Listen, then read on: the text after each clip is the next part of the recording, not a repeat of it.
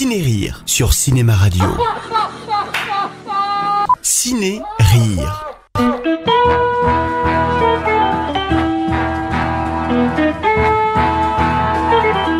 Le film dont je vais vous parler aujourd'hui est l'un des films français les plus drôles, les plus originaux et les plus subversifs de ces 10 dernières années, à savoir OSS 117, Le Caire, Nid d'espion, sorti en 2006 et réalisé par Michel Hazanavicius. J'aime me battre. À l'origine, les aventures de l'espion français, OSS 117, alias Hubert Bonisseur de la Batte, était une série de livres d'espionnage écrits par Jean Bruce et ne prêtait pas spécialement à rire. Pareil pour les quelques adaptations cinématographiques des années 60, du moins volontairement, car elles étaient dans l'ensemble assez médiocres, surtout si on les compare aux James Bond de la même époque. Fais-moi l'amour. Non, je ne crois pas, non. Pourquoi ?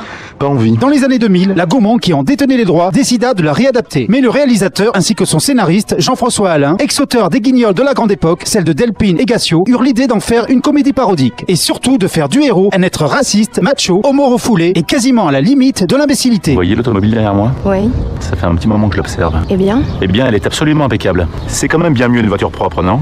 À l'occasion, je vous mettrai un petit coup de polish. Pour le jouer, il n'y avait que Jean Dujardin, qui sortait de l'énorme succès du Décembre Brise de Nice, qui en était capable. En effet, il fallait un acteur suffisamment athlétique et beau gosse pour être crédible dans le rôle, et en même temps avoir suffisamment d'humour et de second degré pour s'en moquer.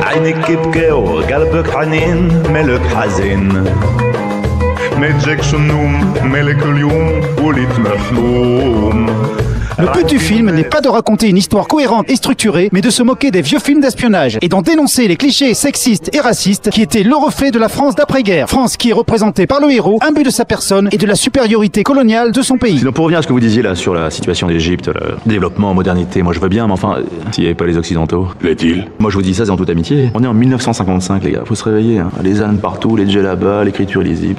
Il s'agirait de grandir. OSS 117 est donc envoyé en mission au Caire pour savoir qui a tué son ami espion. Et le terme ami peut être interprété de différentes façons. Une chose me chiffonne. Quoi donc ? Cette histoire de Kiki. Vous n'avez pas parlé du Kiki à côté ? Après tout, si vous êtes heureux comme ça... Mais je n'ai jamais fait cela. Sous la couverture d'un directeur d'une usine de poulet, il rencontre son agent de liaison, la superbe Bérénice Bejo, compagne et muse du réalisateur. Je ne bois pas d'alcool, merci. Ah, quelle drôle d'idée. C'est proscrit par ma religion. Quelle religion peut être assez stupide pour priver ses fidèles d'un tel plaisir ? La religion musulmane, soit celle de 90% des habitants de ce pays. J'ignorais. Autant pour moi. Vous êtes très français, en fin de compte. Merci. En bon français colonisateur, Hubert ne comprend pas forcément toutes les coutumes musulmanes et va même jusqu'à frapper celui qui fait la prière et qui le réveille la nuit. Scène très délicate mais hilarante à l'arrivée, grâce au sens comique des auteurs. Ah, dites-moi Larmina, cette nuit j'ai été réveillé par des cris horribles. Un homme hurlait à la mort de la tour là-bas. Impossible de dormir. J'ai été obligé de le faire taire. Le muezzin ? Vous avez fait taire le muezzin ? Le Muezzin, le prêtre qui appelle les fidèles à la prière du matin. Ah, j'ignorais. C'était donc ça tout ce tintouin, les cris, le micro, d'accord. On m'enlèvera pas l'idée que c'est une curieuse religion. À mon avis, vous allez vite vous enlacer. Les péripéties s'enchaînent sans aucune cohérence et Dujardin doit affronter de nombreux ennemis. Rebelles, nazis, espions, concurrents, ex-collègues qu'on croyait morts, sans forcément comprendre tout ce qui lui arrive. Je n'aurais jamais dû vous faire confiance. On ne devrait jamais faire confiance à une femme d'ailleurs. Moi qui pensais même vous laisser faire l'amour avec moi, nous voilà bien lotis. Hazanavicius a le sens du grand cinéma. Tout est soigné dans le film. Les décors, les scènes d'action, l'image et même les seconds rôles. Notamment François Damiens, héros de la famille Bélier, qui incarne avec génie l'un des nombreux ennemis du héros. Vous voulez terminer comme ces poulets ? Vous voulez mourir, Omar ? Décapité ?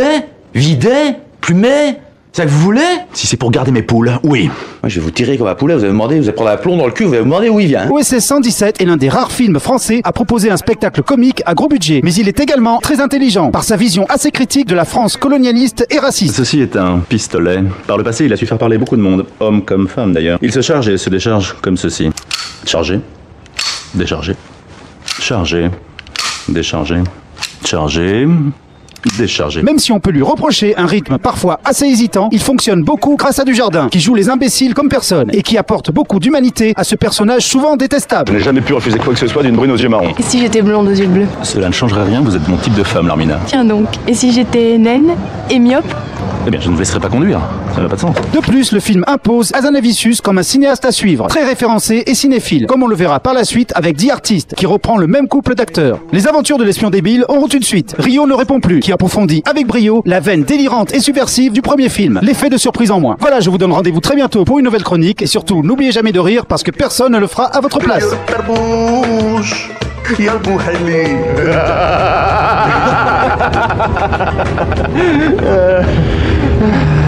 Ciné-Rire. Je ne crois pas qu'un Américain trouverait ça amusant.